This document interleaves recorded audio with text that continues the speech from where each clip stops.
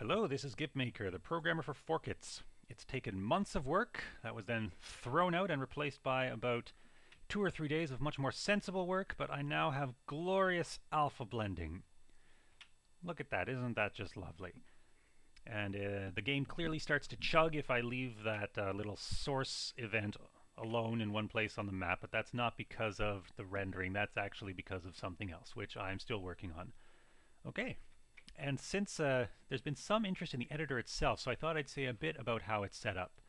So the whole basis behind this game engine was because I've seen lots of people try to make action games in RPG Maker, and often they're just clunky and buggy and not very good because RPG Maker just isn't meant for that.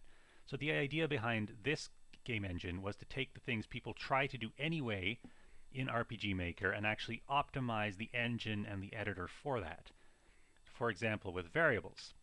As you know, in RPG Maker, all variables are stored in a single global scope referenced by index number.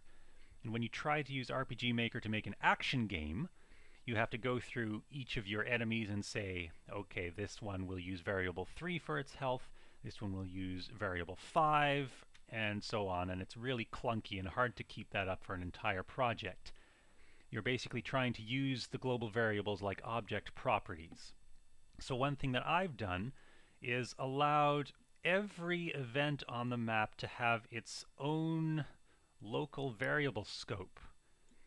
And variables are also referenced by a text-based name as opposed to an index number.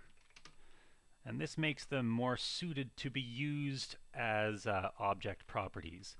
But of course there's also a global variable scope so that you can still have global values. And I'll stop there. As usual, please subscribe to the project for updates, although I admit there haven't been very many over the last few months. Bye!